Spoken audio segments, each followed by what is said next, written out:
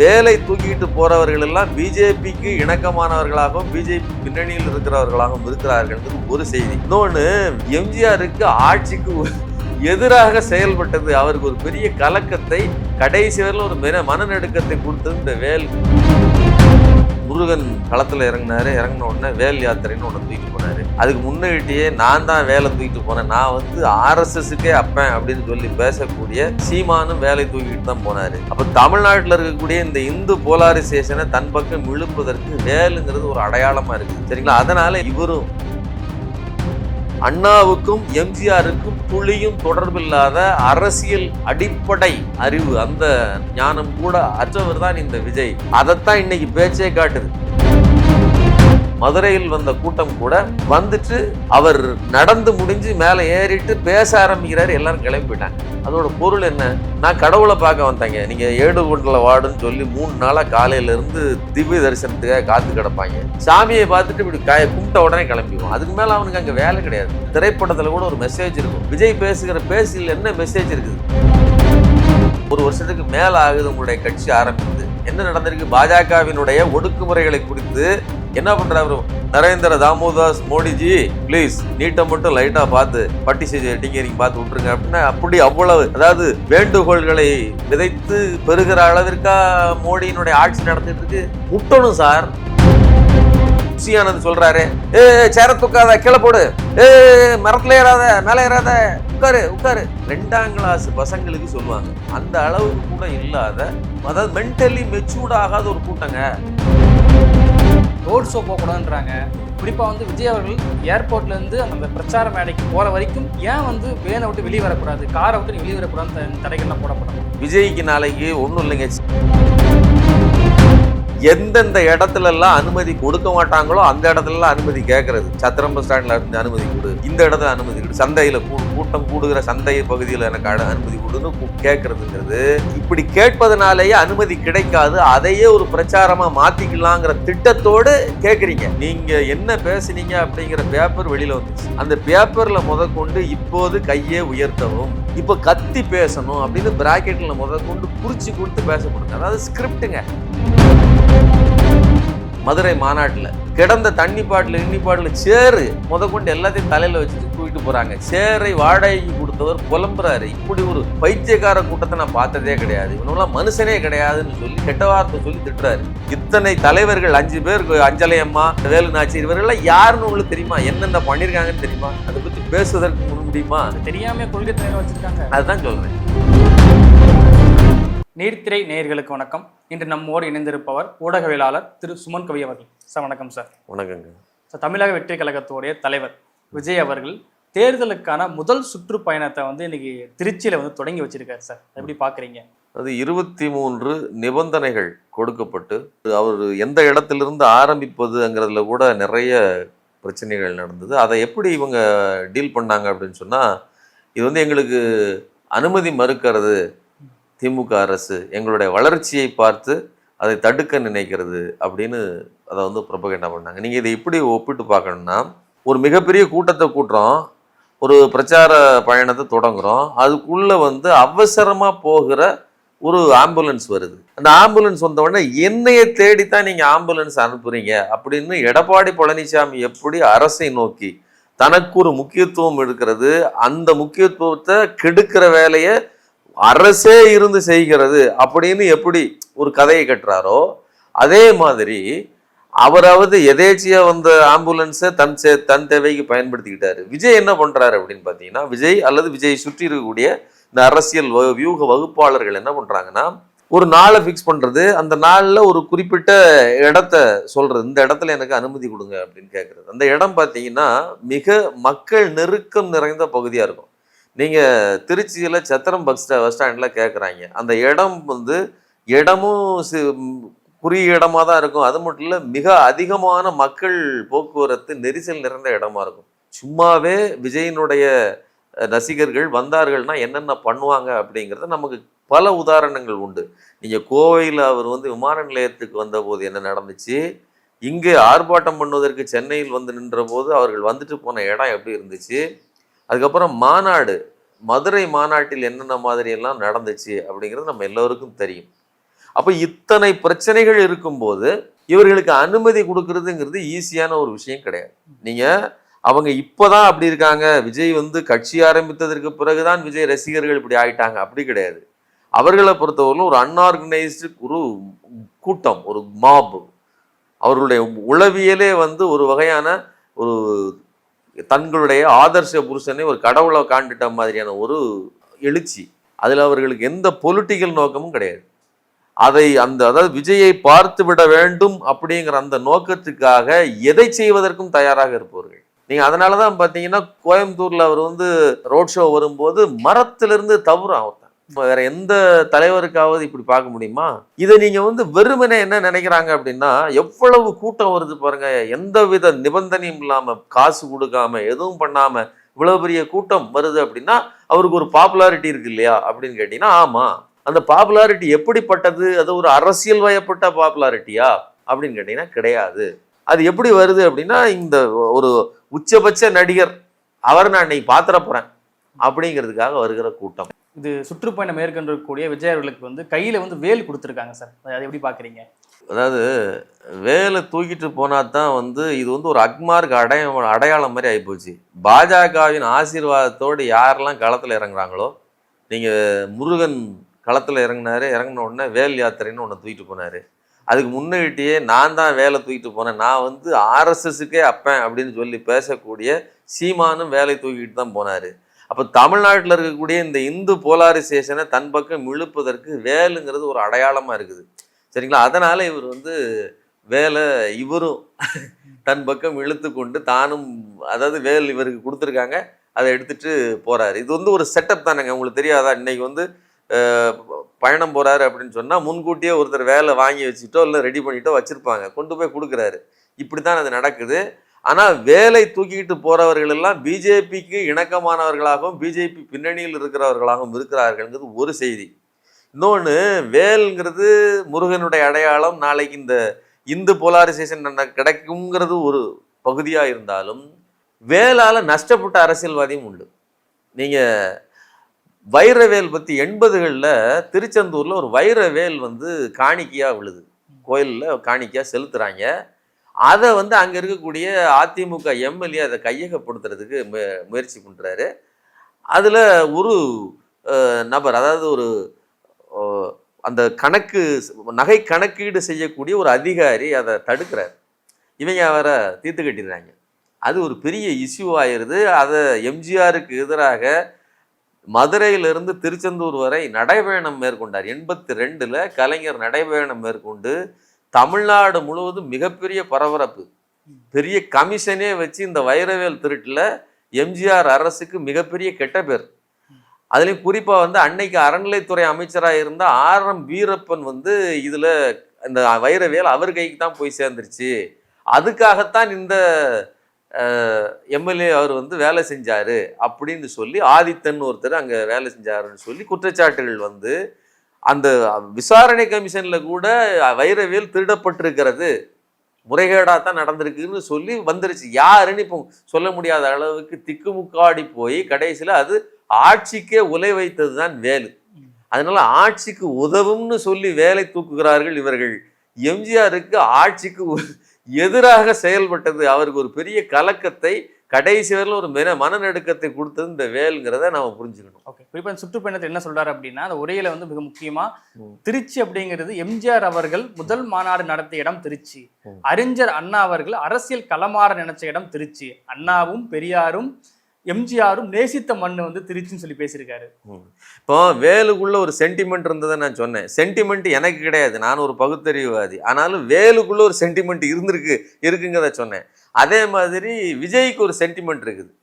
அண்ணா ஆரம்பித்த இடம் திருச்சி, எம்ஜிஆர் முதல்ல பயணத்தை ஆரம்பித்த இடம் திருச்சி. அப்போ ஏன்னா சென்டிமெண்ட்ல நீங்க மாட்டிட்டு இருக்கீங்க. சரி, ஓகே. இதுல என்னன்னா, திரைப்படங்கள் எடுக்கிறவங்க சென்டிமெண்ட்டுகளுக்கு ரொம்ப முக்கியத்துவம் கொடுப்பாங்க. நீங்க வந்து சக்சஸ் அப்படின்னு கத்திட்டு முதல் ஷாட்டு, பராசக்தி படத்தினுடைய முதல் ஷாட்டு ஏவிஎம் ஸ்டுடியோவில் விநாயகர் கோயில், அந்த அங்கே இருக்கக்கூடிய விநாயகர் சிலை முன்னாடி தான் நடக்குது. அங்கே விடலையை போட்டுட்டு தான் அந்த டேக் எடுத்தாங்கன்னு சொல்லி எல்லாரும் சொல்ல, அப்படி வந்த சாதாரண கணேசன் சிவாஜி கணேசனா கொடிவெட்டி பறப்பதற்கு காரணமாக இருந்தது அந்த கோயிலுங்கனால எல்லாரும் மானாவரிக்கு அந்த கோயிலில் போய் முதல் விடலையை போட்டுட்டு சக்சஸ் சக்சஸ் கத்திட்டு போறது, பல படங்கள்ல அந்த சீனை வைக்கிறது. ஏன் சிவாஜியினுடைய பேரன் பின்னாடி வந்து அவர் நடிக்க வரும்போது கூட அந்த மாதிரியான சீனை வச்சு சக்சஸ்ன்னு அவர் கத்துற மாதிரியான சீனை வச்சாங்க. ஆனா எத்தனை சிவாஜி தமிழ்நாட்டில் உருவானாங்க? ஒரு சிவாஜி தான். அதனால விடலை போட்ட, அதாவது அந்த பிள்ளையார் அங்கேயே தான் இருக்கிறாரு.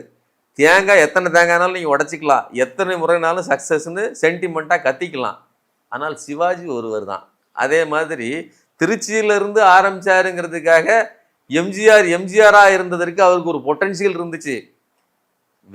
அண்ணாவானதுக்கு திருச்சி காரணம் இல்லை, அண்ணாவுக்கு பல லட்சியங்கள் இருந்துச்சு. அவருக்கு பின்னாடி பெரியார் என்கிற பேர் ஆசான். அவர் சொன்னார், நான் கண்டதும் கொண்டதும் ஒரே தலைவனைத்தான், நான் பார்த்ததும் ஒரு தலைவனைத்தான், நான் கருத்தாக எடுத்துக்கொண்டு வாழ்க்கையில் வழிநடத்தி போறதும் ஒரே தலைவனைத்தான். அப்ப அந்த தலைவன் தான் கடைசி காலம் மட்டும் அண்ணாவுக்கு பின்தொடர்ந்து வந்த அந்த கருத்து தான் இருந்ததே தவிர ஒரு ஊர் இல்லை.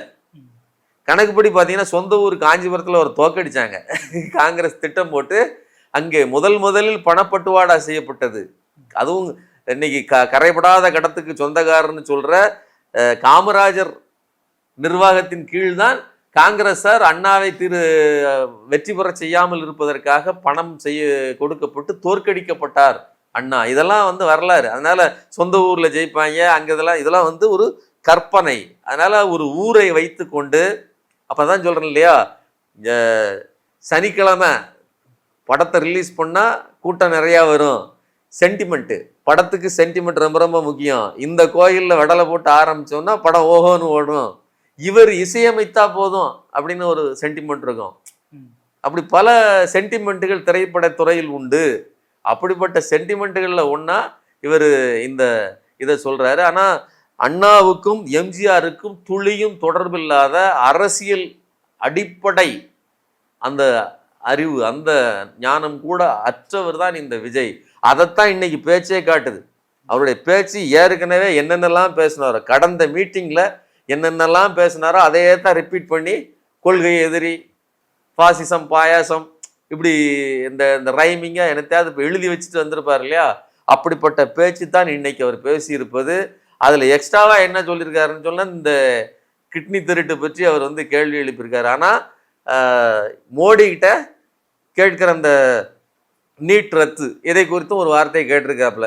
நீட் ரத்தை குறித்து அவர் பருப்பொருளாக ஒரு போராட்டத்தையோ ஆர்ப்பாட்டத்தையோ ஒன்றிய அரசுக்கு எதிராக வலுவாக எந்த இடத்துலையும் அவர் சொன்னதும் கிடையாது, செயல்பட்டதும் கிடையாது. அவருடைய போராட்டம் ஆர்ப்பாட்டம் மிகப்பெரிய ஆர்ப்பாட்டத்தை நடந்தது கிடையவே கிடையாது. அதனால விஜயை பொறுத்தவரையிலும் பாஜகவுக்கு எதிராக அல்லது இங்க இருக்கக்கூடிய பிரச்சனைகளுக்கு எதிராக களத்தில் இறங்கி போராடுகிற ஆள் விஜய் கிடையாது. சென்டிமெண்டாக திரைப்படம் ஓட்டுவதற்கு வந்த விஜயால் ஒருபோதும் திரைப்படத்தில் வெற்றி பெறலாம், அரசியலில் வெற்றி பெற வாய்ப்பில்லை அப்படிங்கிறது நடக்குது. கூடுதலாக என்ன சொல்றாரு அப்படின்னா, அந்த காலத்துல போருக்கு போறதுக்கு முன்னாடி எல்லாரும் வந்து குலதெய்வத்தை வழிபட்டுட்டு போவாங்க. அந்த மாதிரி அடுத்து வரக்கூடிய சட்டமன்ற தேர்தலுக்கான முதல் பயணமா நான் வந்து திருச்சியிலிருந்து தொடங்கியிருக்கேன்னு சொல்றாரு. அதாவது பல்வேறு தரப்பட்ட மக்களினுடைய உணர்வுகளையும் பிரதிபலிக்கணும் அப்படிங்கிறது ஒரு தேவை. நீங்க வந்து அவர் கட்சி ஆரம்பித்த உடனே அதுக்கு முன்னாடி வரலாம் அவருக்கு மேல் கடுமையான விமர்சனங்களை வைத்தவர்கள், நம்ம வைக்கல. ஹெச் ராஜாலாம் எப்போ வாய் எடுத்தாலுமே வந்து ஜோசப் விஜய்ன்னு சொல்லி இழிவுபடுத்தி பேசிட்டு இருந்தார். அது அவர் வந்ததுக்கு அப்புறம் நெற்றியில் இருக்கக்கூடிய அந்த நெற்றியில் விபூதி வச்சுக்கிட்டாப்புல, குங்குமம் வச்சுக்கிட்டாரு.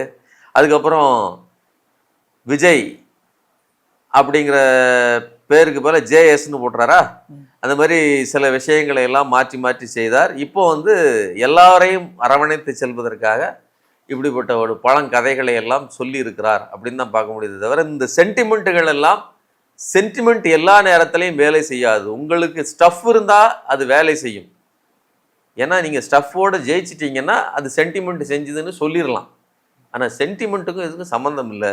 வெற்றி என்பது அதை தாண்டியது. அதற்கான பொட்டன்ஷியல் விஜய்க்கு இருக்கிறதா அப்படிங்கிறதா நம்முடைய கேள்வி. கூடுதலாக வந்து என்ன சொல்றாரு அப்படின்னா, நீங்க ஆட்சிக்கு வந்தா டீசல் விலை 3 ரூபா குறைப்பீங்க, அது என்ன ஆச்சுன்னு கேட்டிருக்காரு.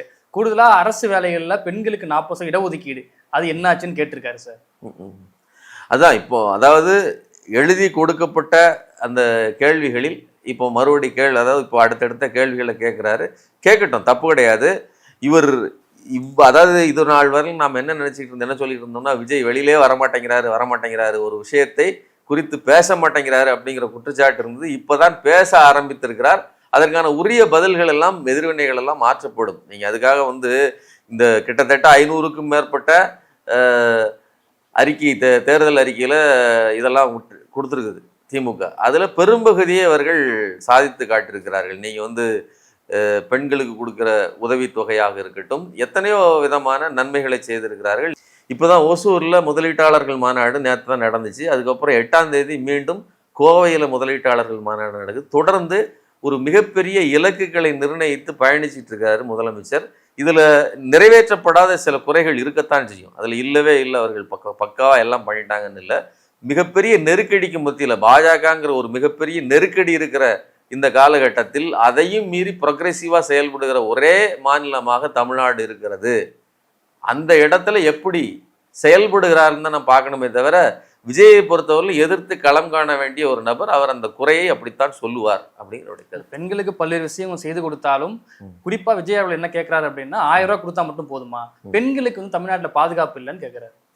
நீங்க அதாவது பெண்களுக்கு இடஒதுக்கீடு கொடுக்கலங்கிறது, சரிபாதி கொடுக்கலங்கிறதுல கூட உள்ளாட்சியில் பெண்களுக்கு பாதி மேலே கொடுத்தாங்க, சரிங்களா? அதிக இடங்கள் கொடுத்தாங்க. அதில் கூட என்னென்னா, நீங்கள் பல சிக்கல்கள் இருக்குது. நீங்கள் பெண்களை நிறுத்திட்டு ஆண்கள் பின்னாடி இருந்து இயக்கக்கூடியதெல்லாம் நடக்கும்.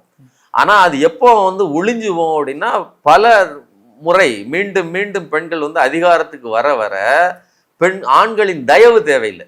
நீங்கள் முதல்ல கார் ஓட்டுறதுக்கோ இல்லைன்னா ஒரு பைக்கை ஓட்டுறதுக்கோ ஒரு பெண் வந்து பின்னாடி இருந்து கையை பிடிச்சி இப்படி செய்யணும் அப்படின்னு சொல்லி ஒருத்தர் சொல்லிக் கொடுக்குற மாதிரி, அதிகாரத்தை ஹேண்டில் பண்ணுறதுக்கும் பெண்கள் வந்து பின்னாடி வருவதற்கு கொஞ்சம் லேட் ஆகும். ஆனால் எந்த விதத்திலையும் இவர்கள் செய்யவே இல்லை, மாற்றமே நடத்தவில்லை அப்படின்னு கிடையாது. தமிழ்நாடு அரசை பொறுத்தவரையிலும் அதை எவ்வளவுக்கு எவ்வளோ மாற்றம் நடத்த முடியுமோ, அதை எந்த இடத்துலலாம் கொண்டு வந்து நிறுத்த முடியுமோ செய்து கொண்டிருக்கிறது. அதில் உள்ள பிரச்சனைகளை ரெக்டிஃபை பண்ணிட்டு இருக்காங்க என்னுடைய கருத்து. ஓகே சார், இது விஜய் அவர்களுக்கு மட்டும் வரது கிடையாதுல்ல. இப்போ தமிழ்நாட்டில் எந்த அரசியல் தலைவர்கள் வந்து மக்கள் மத்திய சந்திக்க போனாலும் இயல்பா அந்த கட்சியோட தொண்டரை தாண்டி அவரை பிடிச்ச சில நபர்கள் இருப்பாங்கல்ல, அவங்களும் வந்து பார்க்க போவாங்கல்ல. ஆனால் அப்போலாம் இந்த அதாவது விதிக்கப்படுறது இல்லை. ஒரு அரசியல் தலைவர் வரும்போது வருகிற கூட்டம் என்பது எவ்வளவு நெருக்கடி, அதாவது மக்கள் கூட்டம் கூடினாலும் அந்த கூட்டத்துக்குன்னு ஒரு ஒழுக்கம் உண்டுங்கிறேன். நீங்க 35 வயதுல ஒரு பெண்மணி தன் கையில் ஒரு குழந்தையோட கூட வந்து நின்று ஒரு கூட்டத்தில் தலைவரை பார்க்கலாம். அந்த தலைவர் வந்து கன்னத்தை தொட்டுட்டு போவார். நீங்க எந்த தலைவரை வேணாலும் எடுத்துக்கலாம், சரிங்களா? அது ஒன்றும் பெரிய சிக்கல் கிடையாதுங்க, நம்ம பார்த்துக்கிட்டு தான் இருக்கிறோம். ஆனா ஒரு கட்டுக்கடங்காத ஒரு கூட்டம் வேறு ஒரு வந்தது ஒரு நட்சத்திர பிம்பத்தோடு இருக்கக்கூடிய ஒருவரை பார்ப்ப வருவதற்கு நீங்க ஒன்றும் வேண்டாங்க. இந்த புஷ்பா படத்தில் நடித்த நடிகர் இருக்கார் இல்லையா, தெலுங்குல, அவரு திடீர்னு சொல்லாம கொள்ளாம உள்ள வந்துடுறாரு. ஒரு கூட்டத்துக்குள்ள அவர் படம் வாங்குறதுக்கு வந்துருந்தாரு. அவ்வளோ பெரிய கூட்டம் வந்து அடிச்சு அதில் ஒரு செத்தே போனாங்க. அதுக்கு இவர் நஷ்டஈடுலாம் கொடுத்தாரு. அது கேஸாலாம் ஆனிச்சு. இதே மாதிரி இதுக்கும் முன்னாடி ஷாருக் கான் ஒரு நாள் திடீர்னு ரயில்வே ஸ்டேஷன்ல ஒரு பிளாட்ஃபார்ம்ல அந்த சைடு கடந்துடுறாரு. மிகப்பெரிய கூட்டம், அங்கிட்டு இங்கிட்டு நாலா பக்கமும் ஷாருக் கான் இது பண்ணியிருந்தாங்க. அவர்களுக்கு பக்கத்துல வந்து தடுக்கிறதுக்கு பவுன்சர் வந்து அவரை தூக்கி பாதுகாப்பா கொண்டு போயிட்டாங்க. ஆனா வந்த கூட்டம் ஒருவர் மேல் ஒருவர் ஏறி மிதிச்சு 7-8 பேர் செத்து போனாங்க. இதெல்லாம் செய்தி, சரிங்களா? இதை விடுங்க. நீங்க இதெல்லாம் பெரிய பெரிய நடிகர்கள். சன்னி லியோனுக்கு கேரளாவில் நாம் என்ன நினைச்சிட்டு இருக்கோம், கேரளா மலையாளிகள் வந்து மிகப்பெரிய படிப்பாளிகள். அவர்கள் வந்து நடிகர்கள், எவ்வளோ பெரிய உச்ச நடிகர்கள் பக்கத்தில் போனாலும் ஏதோ சாதாரணமாக நம்ம பக்கத்து வீட்டுக்காரர் மாதிரி பார்த்து ஹாய்ன்னு சொல்லிட்டு போவாங்களே தவிர ஒரு வெள்ளைக்காரர்கள் மாதிரி அதை டீல் பண்ணுவாங்க. அவர்கள் இந்த ரசனைக்கெல்லாம் பெருசாக ஆட்பட மாட்டாங்க, அந்த உணர்வுகளுக்கெல்லாம் அப்படின்னு சொன்னோம். அப்படிதான் சொல்லிக்கிட்டாங்க. நீங்கள் மம்மூட்டிலாம் பல நேரங்களில் அவர் தொழுகை முடிச்சுட்டு போகிற வீடியோக்கள்லாம் இருக்கும், பக்கத்தில் உள்ளவங்க சாதாரணமாக போவாங்க. அது ஒரு பெரிய உச்ச நடிகருங்க, சூப்பர் ஸ்டார் அவர். ஆனாலும் கூட பக்கத்தில் உள்ளவங்க கண்டுக்கிட்டது கிடையாது. ஆனால் சன்னி லியோன் வர்றாங்கன்னு சொன்னோன்னா அவ்வளோ பெரிய கூட்டம். இப்போ எனக்கு தெரிந்து விஜய்க்கு வருகிற கூட்டத்தை விட சன்னி லியோனுக்கு அதிகமாகவே கூட்டம் வந்திருக்கலாம். அவ்வளோ பெரிய 1 லட்சக்கணக்கான கூட்டம் அன்னைக்கு. ஒரு நகைக்கடைன்னு நினைக்கிறேன், அதை திறந்து வைக்கிறதுக்கு வந்த கூட்டம். எதுக்கு சொல்ல வரோம்னா, இது எதுவுமே வாக்கு செலுத்துவதற்காக வருகிற கூட்டம். நாளைக்கு ரஜினிகாந்த் வெளியில் வந்து அதுதான் நடக்கும், கமலஹாசன் இறங்கினா அதுதான் நடக்கும். எல்லாவற்றுக்கும் ரசிகர்கள் இப்படித்தான் இருக்கிறார்கள். இன்னைக்கு அந்த இடத்தில் விஜய் வந்து இந்த தமிழ் சினிமாவில் இன்னைக்கு உச்ச இடத்துல இருக்கிறாரா? ஆமா இருக்கிறார். அந்த உச்ச நட்சத்திரத்தை பார்ப்பதற்கு கூட்டம் வருகிறதான்னா ஆமா வருது. நீங்க அதனால தானே இதுவரைக்கும் நீங்க என்ன பண்ணிட்டு இருந்தீங்க, வீட்டுக்கு போங்க, நீங்க விஜய் வீட்டுக்கு அதாவது பனைமரத்து உயரத்துக்கு பெரிய பீம் போட்டு கதவு உள்ள ஒரு காக்கா போக முடியாது. இந்த இருந்து நீங்க அங்க பாத்தீங்கன்னா வீடு உள்ள இருக்குன்னே தெரியாது, செவுரு தான் தெரியும். அவ்வளோ பெரிய சுவரு கட்டடத்தை கட்டி கோட்டை மாதிரி கட்டி வச்சு வாழ்ந்துட்டு இருக்கிறாரு. அப்ப இன்னைக்கு நீங்க இன்னொன்னு, நீங்க கடந்த காலங்கள்ல நற்பணிகள் செய்து, விஜய் மக்கள் இயக்கம் தானே, நற்பணிகள் செய்து மக்களோடு மக்களா இணைஞ்சு நின்று கீழே இறங்கி நின்று எல்லாருக்கும் உதவி செஞ்சு நார்மலைஸ் பண்ணியிருந்தீங்கன்னா இந்த கூட்டம் இப்படிப்பட்ட வெறித்தனத்தோடு இருக்கிறாரு. நீங்க ஒரு தேவதூதன் மாதிரி உள்ளேயே இருந்ததுனால இன்னைக்கு உங்களை பார்க்கறதுக்கு வராங்க. வந்தது மட்டும் இல்லாம கடந்த மதுரையில் வந்த கூட்டம் கூட வந்துட்டு அவர் நடந்து முடிஞ்சு மேலே ஏறிட்டு பேச ஆரம்பிக்கிறாரு, எல்லாரும் கிளம்பி போயிட்டாங்க. அதோட பொருள் என்ன, நான் கடவுளை பார்க்க வந்தேங்க, நீங்க ஏடு குண்டல வாடுன்னு சொல்லி 3 நாளா காலையில இருந்து திவ்ய தரிசனத்துக்காக காத்து கிடப்பாங்க. சாமியை பார்த்துட்டு இப்படி கும்பிட்ட உடனே கிளம்பிடுவோம். அதுக்கு மேல அவனுக்கு அங்க வேலை கிடையாது. அவன் கடவுள்கிட்ட என்ன செய்ய போறான்? அதே மாதிரி ஒரு உச்ச நட்சத்திரம் பார்த்தாச்சு, பார்த்து முடிச்சாச்சு, அவர்கிட்ட இருந்து கருத்தெல்லாம் எனக்கு தேவை கிடையாது, கிளம்பிடுறேன். இல்ல சார், குறிப்பாக சொல்லும்போது வர நபர்கள் யாரும் ஓட்டா மாறாதுன்னு சொல்றீங்க. ஆனா டிடிவி தினகரன் உட்பட மிக முக்கியமான பத்திரிகையாளர் என்ன சொல்றாங்க அப்படின்னா, இது தமிழ்நாடு அரசியல்ல மிகப்பெரிய தாக்கத்தை ஏற்படுத்தும். 2006 எப்படி விஜயகாந்த் அவர்கள் வரும்போது ஒரு தாக்கத்தை ஏற்படுத்துதோ, அதே மாதிரி 2026 விஜயோட வருகை அரசியல் ஒரு தாக்கத்தை ஏற்படுத்தும்ன்றாங்களே. அரசியல் தாக்கத்தை ஏற்படுத்த வேண்டும்னு அவர்கள் விரும்புகிறார்கள். ஏன் விரும்புகிறாங்க அப்படின்னு சொன்னா, இப்போ டிடிவி தினகரன் கட்டுப்பாட்டில் அதிமுக இருந்து டிடிவி தினகரன் அதிமுகவின் தலைவராக இருந்திருந்தால் அவர் அதை பேச மாட்டார். இன்னைக்கு தான் இருக்க வேண்டிய அந்த கட்சி, தங்களுடைய கையில் இருக்க வேண்டிய கட்சி எடப்பாடி கையில் இருக்கிறது. இன்னைக்கு தான் வெளியில வேற ஒரு சின்ன பெட்டி கடை திறந்து வச்சு நடத்திட்டு இருக்கிறாப்புல. அப்ப என்ன பிரச்சனை அப்படின்னு சொன்னா, இந்த கடை அழிந்து விட வேண்டும், இந்த சூப்பர் மார்க்கெட் எங்களுடையது, இது அழிஞ்சு போகணும், அதுக்கு இன்னொருத்தர் வந்திருக்கிறாரு பெருசா முதலீட தூக்கிட்டுன்னு சொல்ற அந்த அந்த பொசிஷன்ல இருந்து தான் விஜய் அவர் புகழ்கிறார். நாளைக்கு தேவைப்பட்டதென்றால் இந்த கட்சியை விஜயினுடைய கூட்டணிக்கு பேசிக்கொள்ளலாம், எதுவும் நடக்கலாம் இல்லையா. அவருக்கு இப்போ என்ன ஆகிப்போச்சு, நயினார் நாகேந்திரனிடமிருந்து சமிக்கைகளை எதிர்பார்த்தார். நயினார் நாகேந்திரன் அவர் சொல்றாரு, அமித்ஷாவிடமிருந்து அதை எதிர்பார்த்தார். அது நயினார் நாகேந்திரன் வழியாகத்தான் வந்தாகணும். நயினார் நாகேந்திரன் சொல்லட்டாரு, மேலே எடுக்கிற முடிவைத்தான் நான் சொல்ல முடியும், நீங்க SMS அனுப்பலாம் சரி, வாட்ஸ்அப் அனுப்பலாம் சரி, அவங்க என்ன சொல்றாங்களோ நான் அதைத்தான் ரிப்ளை பண்ண போறேன், நான் வெறும் மவுத் பீஸ் மட்டும்தான், எனக்குன்னு தனி முடிவுகள் கிடையாது அப்படின்னு சொல்லிட்டாரு. அப்ப இவர்கள் நயினார் நாகேந்திரனை குற்றஞ்சாட்டினாங்களே தவிர, தன்னை ஒடுக்குகிற, தங்களை பிரித்த, தங்களை நசுக்குகிற பாஜக குறித்தோ அதனுடைய தலைவராக இருக்கக்கூடிய அதனுடைய தலைமையில் இருக்கக்கூடிய அமித்ஷா குறித்தோ விமர்சனம் பண்ண முடியாம நயினார் நாகேந்திரனை பத்தி சொல்லிட்டு அவர்கள் வெளியில வந்துட்டாங்க. இன்னைக்கு வெளியில நின்றுட்டு இருக்காங்க. இப்ப கூட பாஜக கொடுக்குற நிபந்தனை என்ன, எக்காரணம் கொண்டு நீங்கள் வேறு கூட்டணியை குறித்து சிந்தித்து விடக்கூடாது, அதுக்காக தான் நீங்கள் 450 கோடி ரூபாய் பழைய வழக்கை எடுத்து தட்டி ஒரு த்ரெட்டனிங், இதெல்லாம் கண் கூட நடந்துகிட்டு இருக்குங்க. இவர்கள் ஊழல் குற்றவாளிகள் இல்லைன்னு சொல்றதுக்கு இல்லை, ஆனால் அந்த இதை இப்போதான் நகர்த்தணும்னு ஒரு கணக்கு இருக்குல்ல. அப்போ எந்த அளவிற்கு நீங்கள் அரசியல், இங்கே இருக்கக்கூடிய அரசியல்வாதிகளை நகர்த்துவதற்கு உங்களுடைய இடி, இன்கம் டேக்ஸ், ரைடு எல்லாத்தையும் நீங்கள் கையில் வச்சிருக்கீங்க, சிபிஐ எல்லாத்தையும், அப்படிங்கிறதான் இதை நீங்கள் பார்க்கணும். அப்போ இவர் என்ன நினைக்கிறாருன்னா, நாளைக்கு வாய்ப்பு கிடைத்தால் விஜய் பக்கமும் போகலாம் இல்லையா, அதனால விஜயினுடைய பிரதாபங்களை வியந்தோதுகிறாரே தவிர மற்றபடி விஜய்க்கு இதெல்லாம் ஓட் கன்வர்ஷன் நடக்கும்ங்கிறதுக்கு எந்த உத்தரவாதமும் இல்லை. புது வாக்காளர்கள், மாற்றத்தை விரும்புகிறவர்கள், அவர்கள் மொத்தமா ஒரு 10% இருக்காங்க, மாற்று கருத்து இல்லை. மொத்தமா இருக்கிற அந்த 10%த்துல ஏற்கனவே விஜய்க்கு சீமான்ட்டு ஒரு 8% இருக்கு இல்லையா, அந்த 8%த்துல 4% வாக்குகளை இவர் பெற்றாலும் கூட மிச்சம் இருக்கக்கூடிய 4 சேர்த்தா 8 தாண்டுவது பெரிய கடினமான வேலை தான், சரிங்களா. அந்த இன்னும் கூடுதலா என்னன்னா, விஜய் ஒவ்வொரு மீட்டிங்லையும் பேச பேச அந்த இது குறைஞ்சிக்கிட்டு இருக்குங்கிறது என்னுடைய கருத்து. ஒன்றும் இல்லைங்க, நீங்க ஒரு கொக்கோ கோலாவை திறந்து வச்சிட்டீங்கன்னு வச்சுக்கோங்க, அதுக்குள்ள இருக்கக்கூடியது வெறும் தண்ணி தான், அந்த எசன்ஸும் அந்த அந்த கேஸும் தான். அப்ப இதே மாதிரி தான் இந்த திரைப்பிரபலம்ங்கிறது. வாழ்நாளில் ஒரு தடவையாவது தலைவர் ரஜினியை பார்த்துடணும்னு நினைப்பான் ஒரு போய் ஒரு நாள் நின்று போட்டோ எடுத்துட்டு வந்துட்டான்.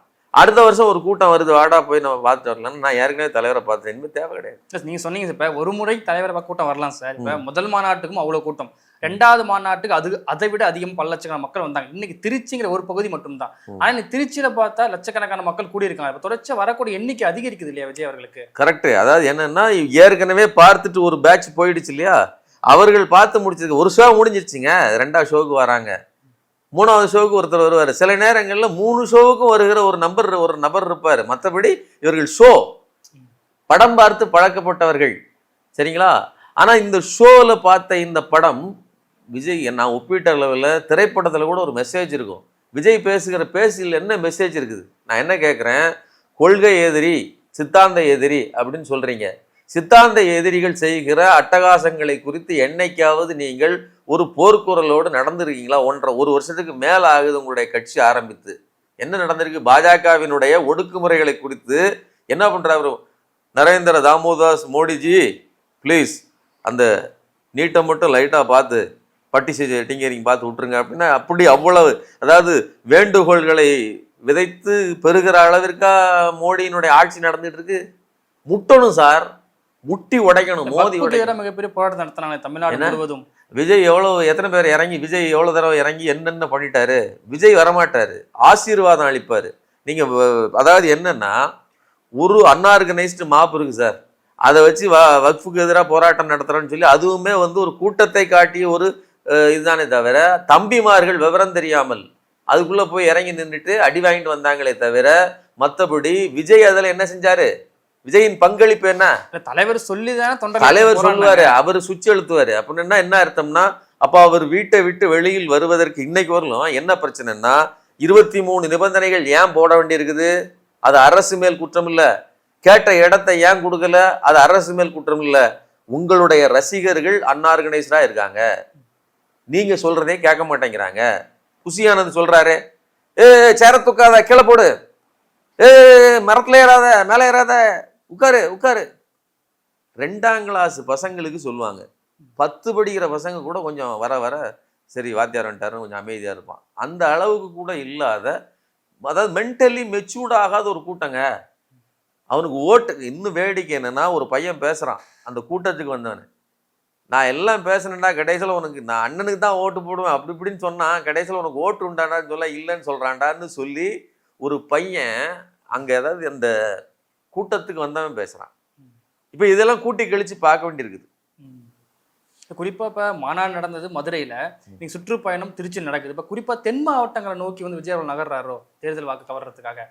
விஜய்க்கு பொறுத்தவரையிலும் மதுரையில் நடந்த மாநாட்டிலே கூட பெரும்பகுதி கூட்டம் மதுரையிலேருந்து வரலைங்க.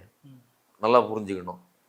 வட மாவட்டங்கள்ல தான் அவருக்கு கூட்டங்கள் அதிகமாக இருக்குது. அது ஏன் அப்படின்னு பார்த்தீங்கன்னா, உழைக்கும் மக்களாக இருக்கக்கூடிய தலித் மக்கள் மற்றும் மிகவும் பிற்படுத்தப்பட்ட வன்னியர் சாதி மக்கள், இவர்கள் பொதுவாக வன்னியர்களுக்குன்னு ஒரு கட்சி இருந்தாலும் கூட அதையும் தாண்டி விஜயகாந்துக்கு கொஞ்சம் போட்டாங்க. நீங்கள் பார்த்தீங்கன்னா வட மாவட்டங்களில் திருவண்ணாமலை, இந்த சைடு தர்மபுரி, இந்த சைட்லலாம் அவங்களுக்கு கிருஷ்ணகிரி, தர்மபுரியிலலாம் விஜயகாந்துக்கு ஒரு பெரிய பேஸ் உண்டு. இப்போ விஜயகாந்த் இல்லை, அந்த இடத்தை முழுவதுமாக இப்போ தேமுதிகவின் தலைமையால் அதை கைப்பற்ற முடியலை. அப்போ அந்த இடம் எங்கே வருதுன்னா இவருக்கு அது ஷிஃப்ட் ஆகுது. அதனால் கூட்டம்னு பார்த்தீங்கன்னா இந்த கூட்டம் தான், இந்த கூட்டம் அங்கேயும் வருது. நீங்கள் மதுரையில் மாநாடு போட்டப்போ லட்சக்கணக்கான வண்டிகள் இங்கேருந்து அங்கே போயிருக்குது. காசு பணத்தை போட்டுட்டு எந்த தளபதி அப்படின்ட்டு போய் தளபதின்னு கத்துவாங்க இல்லையா, அப்படி போய் அங்கே போய் நின்றுருக்காங்களே தவிர எல்லா இடங்கள்லையும் அவ்வளவு கூட்டம் அவருக்கு இருக்குது அப்படின்னு சொல்ல முடியாது. ஒன்று, நான் ஏற்கனவே சொன்ன மாதிரி, ஒருவேளை அப்படி வந்தாலும் கூட முதல் தடவை விஜய் பார்ப்பதற்கு, ஒரு தேர் திருவிழாவில் தேரை பார்ப்பதற்கு வருவதற்கு ஒரு கூட்டம் வரும் இல்லையா, அதே மாதிரி விஜயை பார்க்கறதுக்கு வருகிற கூட்டம், இதுக்கும் வாக்குக்கும் சம்பந்தம் இல்லைங்கிறது என்னுடைய கருத்து. தொடர்ச்சியா தாவேக நடத்தக்கூடிய ஆர்ப்பாட்டங்கள் நிகழ்ச்சிக்கு மட்டும் இவ்வளவு கட்டுப்பாடுகள் விதிக்க காரணம் என்ன சார்? மற்ற எல்லா கட்சிகள் தானே போறாங்க, ஆனா குறிப்பா தாவே இப்ப ரோட் ஷோ போகக்கூடாதுன்றாங்க. குறிப்பா விஜய் அவர்கள் ஏர்போர்ட்ல இருந்து அந்த ஆர்ப்பாட்டம் நடக்கூடிய இடத்துக்கு, அந்த சுற்றுப்பயணம், அந்த பிரச்சார மேடைக்கு போற வரைக்கும் ஏன் வேனை விட்டு வெளியே வரக்கூடாது, காரை விட்டு வெளியே வரக்கூடாது தடைகள்லாம் போடப்படணும்? விஜயை பாதுகாக்கணும்.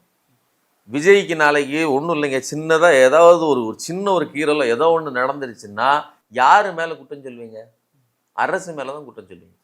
விஜய் பாதுகாப்பா இருந்தாரா, விஜய் தன்னை பாதுகாத்து கொண்டாரா, விஜய் பக்கத்துல 10 பவுன்சர் வச்சிருக்காங்களே அந்த 10 பேர் இவரை பாதுகாத்துக்கிட்டாங்களா, இதையெல்லாம் தாண்டி அரசு சதி திட்டம் தீட்டி விட்டது, எங்களுக்கு உரிய பாதுகாப்பு கொடுக்கவில்லை பேசுவதற்கு விஜயோ விஜயினுடைய ஆட்களோ தயங்குவாங்களா மாட்டாங்களா, துளியும் அச்சப்பட மாட்டாங்க நாளைக்கு. அப்ப இந்த மாதிரியான சந்தர்ப்பங்களை எல்லாம் அவர்கள் விரும்ப கூட செய்வாங்க. ஆனா நான் மறுபடியும் சொல்றேன், விஜய்க்கு ஒரு கிரேஸ் இருக்கிறது, அது சன்னி லியோனுக்கு இருந்த மாதிரி, அது ஷாருக் கானுக்கு இருந்த மாதிரி, அது ரஜினிகாந்துக்கு இருந்த மாதிரி வெளியில இறங்கி வந்தால் அந்த கூட்டம் வருகிறது. அது கொஞ்ச நாளைக்கு அந்த அந்த கேஸ் இறங்குற தண்டியும் அந்த குளிர்பானத்தில் இருக்கக்கூடிய தண்ணீர் மாதிரி அதுக்கு ஒரு சுவை இருக்கும். அது இறங்க இறங்க ஆட்டோமேட்டிக்காக அது வெறும் பச்சை தண்ணியை விட மட்டமாக அது மதிக்கப்படும். சார் நீங்க விஜய் சன்னி லியோன் கூடயும் ஷாருக் கான் கூட கம்பேர் பண்றீங்க. ஆனா விஜய் அவர்கள் என்ன சொல்றாரு அப்படின்னா தன்னை எம்ஜிஆர் கூடயும் விஜயகாந்த் கூடயும் கம்பேர் பண்றாரு. ஏன்னா இது ஓட்டா மாறி இருக்கு. Very good. எம்ஜிஆர் கூடயும் விஜயகாந்த் கூடயும் கம்பேர் பண்றதுக்கு விஜய்க்கு உரிமை இருக்குது. ஆனா அதுல எந்த விதத்தில் சரியாக ஒரு பொருந்துறாருங்கிறது கேள்வி. எம்ஜிஆர் அவர்கள் 73 கட்சி ஆரம்பிப்பதற்கு முன்னாடியே அவர் திமுகவில் எம்எல்ஏவா இருக்கிறார். எம்எல்ஏவா இருக்கிறது மட்டும் இல்லை, எல்லா கூட்டங்கள்லையும் போய் கலந்துக்கிடுறாரு. தன்மேல் மக்களுக்கு எம்ஜிஆர் மேல கடவுள் மாதிரி பார்த்துட்டு அவரை கோயில் கட்டுறது, அவர் தெய்வமேங்கிறது எல்லாம் இருந்தாலும் கூட அவர் மக்களோடு எளிமையா பழகி தான் இருந்தாரு. பெரிய வயதான பெண்களை குழந்தைகளை எல்லார்ட்டையும் அணுகி அவர்களோடு போட்டோ எடுத்துக்கிட்டாரு, அவர்களோட அன்பு பாசத்தை பரிமாறி கொண்டார். அதாவது ஒரு டச், அதாவது மக்களோடு தொடர்பு கொண்ட ஒரு நபராக இருந்தார். அது மட்டும் இல்லாமல் அவர் பிரிந்து வந்தபோது அவரோடு பல்வேறு முக்கிய தலைகள் திமுகவிலிருந்து வெளியில் வந்தார்கள். விஜயகாந்துக்கு அதை அப்படியே எடுத்து பாருங்க. விஜயகாந்த் ஆரம்பத்தில் தன்னுடைய சவால்களை எல்லா தொகுதிகள்லையும் ஆள் நிறுத்தி 2006 ஒரு எம்எல்ஏவா அவர் உருப்பெறுகிறார். அதுக்கு அப்புறம் தான் அவர் கட்சியை அடுத்தடுத்த கட்டத்துக்கு கொண்டு போறாரு. அப்போ கூட விஜயகாந்த் ஒரு வெள்ளமா உடனே வேட்டியை மடிச்சு கட்டிக்கிட்டு தண்ணிக்குள்ள இறங்கி நிற்பார. இங்க விஜய் என்ன செஞ்சாரு, ஊரெல்லாம் வெள்ளம், விழுப்புரத்துல வெள்ளம், மக்கள் தத்தளிக்கிறாங்க. அங்கிருந்து ஒரு 4 வயதான முதிர்ந்த பெண்மணிகளை கூட்டிட்டு இவர் வீட்டுக்குள்ள வச்சு நிவாரண பொருட்கள் கொடுக்குறாரு. இந்த சென்னைக்குள்ள இங்க மிகப்பெரிய ஒரு போராட்டம் நடந்துகிட்டு இருக்குது. உங்களுக்கு தேவை அரசியல் எதிரி தானே, அது ஒரு வாய்ப்பு தானே. அரசியல்ல திமுகவை வீழ்த்தணும். எப்படி வீழ்த்துவீங்க? பனையூர்ல உட்காந்துக்கிட்டு அறிக்கை விடுவதனால் வீழ்த்த முடியுமா? அப்ப நேர்ல வர்றதுக்கு ஒரு வாய்ப்பு இருந்தது. நீங்க இங்க துப்புரவு பணியாளர்கள் போராட்டத்தில் கலந்து கொண்டிருக்கலாம், அதை செய்யல.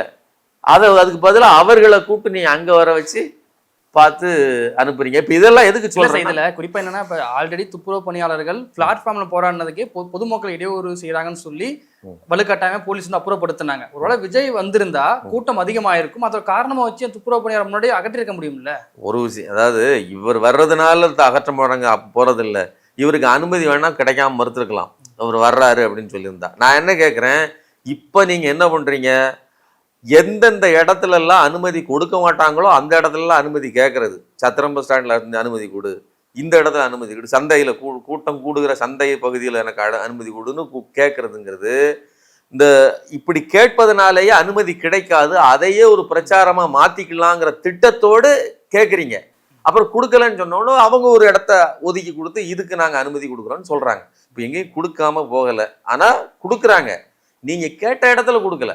அது நீங்க இப்போ போய் ஒரு ஆர்ப்பாட்டத்துக்கு அல்லது போராட்டத்துக்கு இடம் கேட்டாலும் அந்த இடம் எப்படிப்பட்டது, நீங்க எத்தனை பேர் வருவீங்க, என்ன நோக்கத்துக்காக போராடுறீங்க, அப்போ இந்த இடத்துல பாதுகாப்பு இருக்குமா, உங்களுக்கு பாதுகாப்பு வேணும், அங்க இருக்கிற மக்களுக்கும் பாதுகாப்பு வேணும், ரெண்டையும் கணக்குல வச்சு தான் உங்களுக்கு இடம் கொடுப்பாங்க. அப்படி இல்லைன்னா நீங்க சொல்லாத ஒரு 3வது இடத்த தான் கொடுப்பாங்க. சரிங்களா? இதுதான் நடைமுறை. அதனால இது விஜய்க்கு மட்டுமே நடப்பதில்லை, விஜயை ஒடுக்குவதற்காக செய்கிறார் அப்படிலாம் கிடையாது. விஜய் முதல்ல வெளியில வருவதற்கே தயார் இல்லை. வெளியில வர்றதுங்கிறது இந்த ஒரே நாள்ல வர்றது இல்லைங்க. அப்பப்போ நீங்க ஒரு பழக்கத்தை உருவாக்கி இருக்கணும்ல, அதையே செய்யல. அது மட்டும் இல்ல, நீங்க இன்னைக்கு சுற்றுப்பயணம் மேற்கொள்ள போறீங்க. எப்படி ஒரு மனுஷன் சுற்றுப்பயணம் மேற்கொள்வான்? தொடர்ந்து பயணம் பண்ணுவாங்க. நீங்க எடப்பாடி பழனிசாமி மேல நமக்கு 1000 விமர்சனங்கள் இருக்கலாம். ஆனா 130 தொகுதிகள் கிட்ட அவர் இந்நேரம் சுத்தி வந்துட்டாரு. ஒவ்வொரு தொகுதியா போய்கிட்டு இருக்கிறாரு, ஒவ்வொரு இடத்துலயுமே பேசுறாரு, ஏதோ ஒரு சொல்றாரு. ஆனா மக்களை கம்யூனிகேட் பண்றாரு. ஆனா நீங்க என்ன பண்ணிட்டு இருக்கீங்க அப்படின்னு பார்த்தீங்கன்னா, சனிக்கிழமை 15 நாட்கள் நீங்க வந்து பிளான் போடுறீங்க. 90 நாட்கள் இடைவெளியில 15 நாட்கள நீங்க வந்து செலக்ட் பண்ணி, அதுல வந்து வாரம் வாரம் வீக்கெண்டுல அதுவும் சனிக்கிழமை மட்டும் பார்த்து நீங்க வர்றீங்க அப்படின்னு சொன்னா, இது எப்படிப்பட்ட ஒரு பயணம்? இப்ப இத நக்கல் பண்ண தானே செய்வாங்க. நான் என்ன கேட்கிறேன், நீங்க என்ன பேசுனீங்க அப்படிங்கிற பேப்பர் வெளியில வந்துச்சு. அந்த பேப்பர்ல முதற்கொண்டு இப்போது கையை உயர்த்தவும். இப்ப கத்தி பேசணும் அப்படின்னு பிராக்கெட்ல முதற்கொண்டு குறிச்சு கொடுத்து பேசப்பட்டிருக்கு. அதாவது ஸ்கிரிப்டுங்க. படத்துல நடிச்சு நடிச்சு நடிச்சு நடிச்சு பழகி, இவர் அரசியல் எதிரி, இவர் கொள்கை எதிரி, இவர்கள் இதுதான் என்னுடைய திட்டம் அப்படின்னு ஒரு இதெல்லாம் பழகி, இன்னைக்கு நான் என்ன பேசணும் அப்படிங்கிறத முழு பயிற்சி எடுத்தா மட்டும்தான் நீங்க டயலாகை டெலிவரி பண்ண முடியும். அந்த இடத்துல தான் இருந்து நீங்க வாரீங்க. அதனால அந்த டயலாக் தான் இப்ப மேடையில் இருக்குது. இப்போ விஜயை பொறுத்தவரையிலும் திரைப்படத்துல டயலாக் பேசி பார்த்துருப்பாங்க. இங்க ஒரு ஒரிஜினலான டயலாக், ஒரு லைவ் பெர்ஃபார்மன்ஸை சிலருக்கு வந்து இப்போ அந்த காலத்துலலாம் வந்து நடிகர்கள் திரையிலையும் நடிப்பாங்க, நாடகங்களும் போட்டு நடிப்பாங்க. நடிகர்கள் எம்.ஆர். ராதாலாம் தனி நாடக குழுவே வச்சிருந்தார், என்.எஸ். கிருஷ்ணன் வச்சிருந்தார். அதே மாதிரி அவர்களை பார்க்கறதுக்கு கூடுதலாக கூட்டம் வரும். ஏன்னா நேரில் பார்க்குறோம்ல, அந்த மாதிரியான ஒரு லைவ் ஷோவை தான் இவர் வந்து காட்டிட்டு இருக்கிறாரே தவிர, இது வந்து அரசியலுக்கான மக்கள் எழுச்சி கிடையாது. குறிப்பா வந்து இந்த எல்லா சனிக்கிழமையும் வந்து அந்த சுற்றுப்பயணம் போறதுக்கு வந்து என்ன காரணம் வந்து தாவைக்காரன்னு சொல்லப்படுது அப்படின்னா, பள்ளி மாணவர்கள் வந்து பள்ளியை லீவு போட்டு வந்துருவாங்க இந்த சுற்றுப்பயணத்துக்கு. அப்ப அவங்க நலன் கருதி இந்த இந்த சுற்றுப்பயணத்தை வந்து சனிக்கிழமை வைக்கிறோம்னு சொல்லப்படுது. இதுல அதாவது அவருக்கு வருகிறவர்கள் அன்ஆர்கனைஸ்டு, ஓட்டுக்கள் கூட இல்லாத பள்ளி மாணவர்கள் அப்படிங்கிற குற்றச்சாட்டை தான் நாம வச்சுக்கிட்டு இருக்கிறோம். அதை நாம வச்சது மட்டும் இல்லை, அங்கே பேசின ஒரு வீடியோ வந்த ஒரு பையன், அந்த பையனே சொல்றான், நானே தளபதிக்கு தான் ஓட்டு போடுவேன்னு சொல்ற பையன்ட்ட சரிடா உனக்கு வாக்கு இருக்குதான்னு கேட்டா இல்லைன்னு சொல்றான். அப்போ அந்த அளவிற்கு மிகச் சிறு வயது சிறுவர்கள் தான், ஸ்கூலுக்கு போறவங்க தான் சனிக்கிழமை ஆயிட்டா அண்ணனுக்கு கூட்டமா வந்து சேர்றாங்க. ஸ்கூலு காலேஜ் போற பசங்க வராங்க, ரைட்டு. அப்போ கணக்குப்படி அந்த பசங்களுக்கு தான் நாங்கள் வந்து வீக்கெண்டில் வச்சுருக்கோங்கிறது. திரைப்படங்களை ரிலீஸ் பண்ணும்போது வீக்கெண்டில் படத்தை ரிலீஸ் பண்ணால் ஒரு 2 நாள் ஓடிடும், 3ஆவது நாள் படம் நல்லா இருந்தால் பிக்கப் ஆயிரும்னு ஒரு கணக்கு வச்சுருப்பாங்கல்ல, அப்படியே டிட்டோ மாறாமல் திரைப்படத்தில் என்ன ஃபார்மெட்டை ஃபாலோ பண்ணாப்புலையோ அதையே தான் இதுலையும் ஃபாலோ பண்ணுறாரு அப்படிங்கிறத நீங்கள் இதில் பார்க்கலாம். இல்லை, குறிப்பாக அவங்க சொல்கிறது நல்ல விஷயம் தானே. பள்ளி மாணவர்கள் வந்து பள்ளி விடுமுறை போட்டு வராங்கிறதுக்காக இப்படி சொல்கிறது நல்ல விஷயம் தானே. அது நீ வராதிங்க பள்ளி போங்கன்னு நல்ல எண்ணத்தில் தானே சொல்கிறார் அப்படி அவர். அதாவது வருகிறவர்களே இல்லை, நீங்கள் அவங்களுக்கு நல்லெண்ணம் இருக்குது கெட்டெண்ணம் இருக்குங்கிறத தாண்டி அவருக்கு வருகிற கூட்டமே பள்ளி மாணவர்கள் தான்ங்கிறது செய்தி அதுக்குள்ளே இருக்குது.